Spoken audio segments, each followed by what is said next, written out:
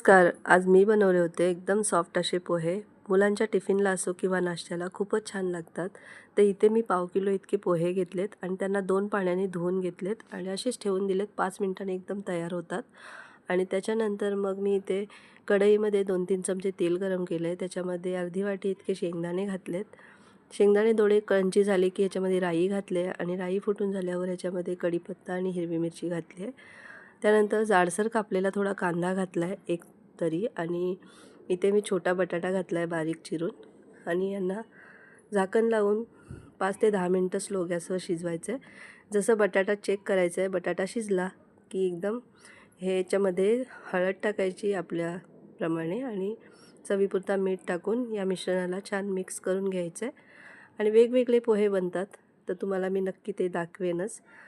आणि यांना मिक्स करून झाल्याच्या नंतर याच्यामध्ये ते पोहे टाकायचे आहेत आणि त्यानंतर मग गॅस ऑफ करायचे आणि यांना सगळं मिक्स करून घ्यायचं आहे.